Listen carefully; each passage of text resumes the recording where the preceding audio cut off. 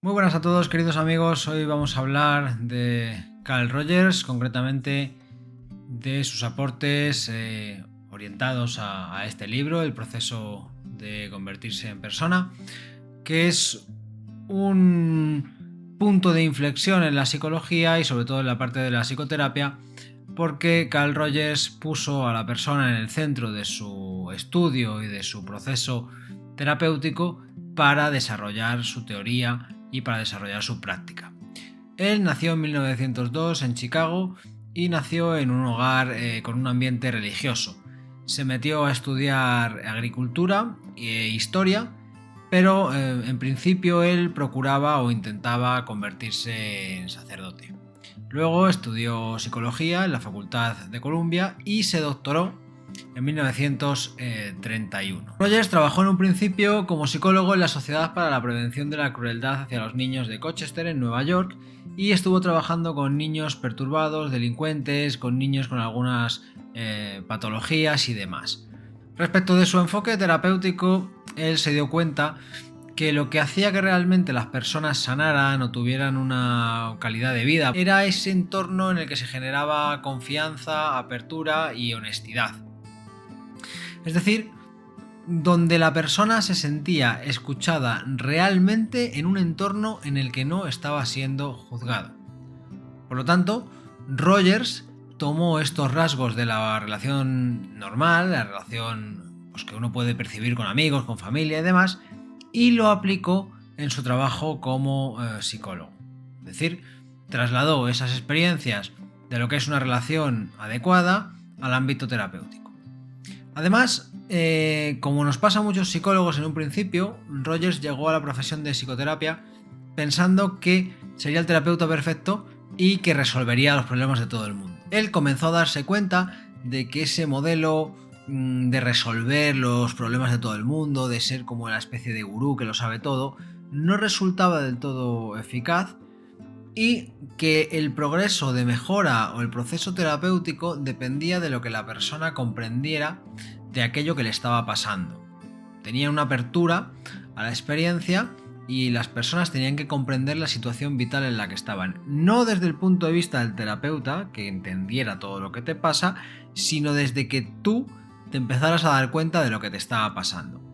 Para eso, el punto central recae en el paciente. Pasamos de tener una psicoterapia centrada en el terapeuta y en el saber del terapeuta a tener una psicoterapia centrada en el cliente, en el paciente o como se quiera llamar, o en la persona, por supuesto. Lo que era interesante de los planteamientos de Rogers era que se debía perseguir que la persona fuera el mismo, no que la persona se ajustara a los moldes sociales. ¿Y cómo se producía eso? En la relación, en el aquí y ahora con el paciente.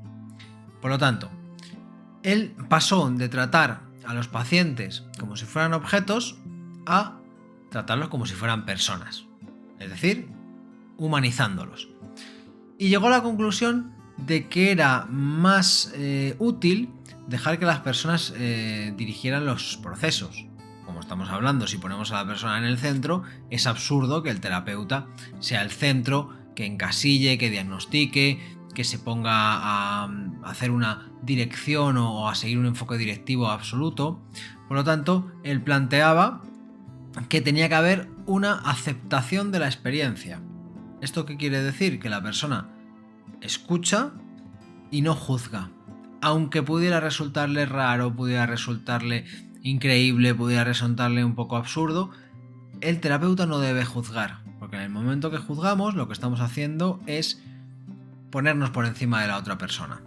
Ojo, esto es muy interesante, aquí hay que hacer una distinción que yo creo que es fundamental. Una cosa es aceptar la experiencia y otra cosa es aprobarla. Entonces, son dos cosas diferentes, porque aceptar la experiencia no implica aprobarla. Rogers planteó que lo que era fundamental en su proceso de terapia es que él pudiera ser él mismo y además dejar a la otra persona que sea ella misma. Claro, en el momento que juzgas, en el momento que te pones por encima o en el momento que te pones también por debajo, eso impide que seas tú mismo. Por lo tanto, para Rogers había que recuperar ese punto.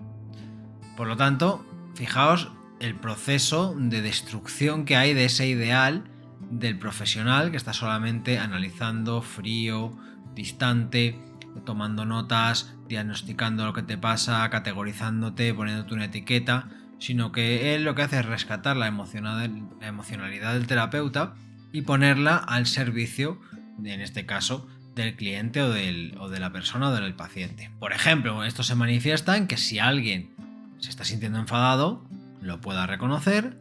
Si no tiene una respuesta a alguna consulta que tenga el cliente o el paciente, también lo puede reconocer. El terapeuta se permite ser y por lo tanto permite ser al otro. Entonces, en esa relación fluida es donde aparece el entorno de mejora.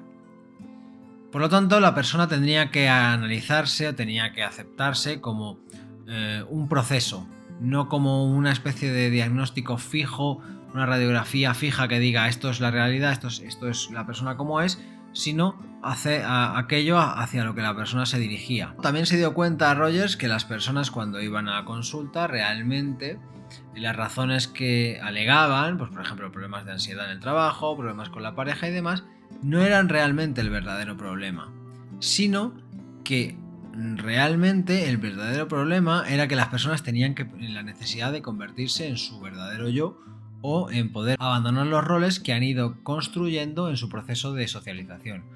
Por ejemplo, la persona se ha ido poniendo algunas máscaras o se ha ido ocultando a través de caretas o lo que sea, y entonces la psicoterapia debe ayudar a esas personas a abandonar esos roles y a ser genuinos y auténticos. Recordad también el vídeo de Bern cuando hablábamos de la espontaneidad del niño, etcétera, que era interesante que las personas pudieran desarrollar este punto. La terapia debía conseguir que las personas retomaran ese proceso de convertirse en persona y no fueran solo el reflejo de sus roles sociales. La gente empezaba como a adueñarse de su proceso de experiencia, a adueñarse de su proceso de toma de decisiones, empezaba en esencia a adueñarse de su vida. Por otro lado, decía que los hechos siempre son amables, o podríamos decir que los hechos no tienen un cariz determinado, y que el verdadero peligro no está en lo que te pasa, sino en que tú empieces a negar lo que estás sintiendo. Ese es el punto que Rogers señala como central. Luego describe unas personas que son las conocidas como personas altamente funcionales, que tienen 7 características. En primer lugar, la apertura a la experiencia, que es lo que hablábamos de Maslow, la capacidad que tiene el sujeto de deshacerse de esas defensas que viene cargando a lo largo de su vida que le han impedido, por ejemplo, adaptarse o llevar una vida satisfactoria. Por otro lado, un estilo de vida en el que la persona es capaz de aportar sentido a aquellas cosas que le pasan, aprender de esa experiencia, aprender de lo que le ha pasado. En tercer lugar, la capacidad de desarrollar una confianza en las propias capacidades, una confianza en sí mismo, sumado luego a una creatividad, a la posibilidad de dar vida a algo, a un proyecto, a una idea, o sea, crear. Aparte, la persona tiene que desarrollar la libertad de elegir y comprometerse también con esas elecciones y la capacidad de resolver problemas, digamos, de una forma constructiva, una forma de salir de las dificultades, digamos, a través de un proceso constructivo. Por último, la persona funcional, la persona altamente funcional, debe tener la capacidad de desarrollarse personalmente. Por ejemplo, tener la capacidad de actualizarse, si seguimos el punto de Maslow, y de desarrollo de las propias capacidades o la construcción de capacidades nuevas, porque a veces esta idea del desarrollo de capacidades parece como que las capacidades son innatas, quizá hay capacidades que se pueden desarrollar con trabajo, etc. Por último, Rogers pensaba que los psicólogos tenemos la tarea más importante del mundo porque no va a ser la ciencia exacta la que nos salve de caer, por ejemplo, en esa depresión, esa ansiedad y en ese malestar, sino que van a ser mejores relaciones entre los seres humanos las que consigan que seamos seres más adaptados, seamos seres más genuinos, más auténticos y tengamos mayor salud mental. Concluyendo, Rogers lo que planteaba es que ese clima de aceptación, de apertura, de transparencia, de ser uno mismo, de aceptarse y demás, redundaba en menos ansiedad, menos depresión y menos patologías y por supuesto más felicidad. Hasta aquí el vídeo de hoy. Si te ha gustado no te olvides de dejarme un comentario, déjame tu like, me ayuda mucho si te suscribes y vamos a seguir creciendo y a construir entre todos una comunidad también satisfactoria, transparente y abierta. Nos vemos en la próxima, que tengáis un buen día. Chao.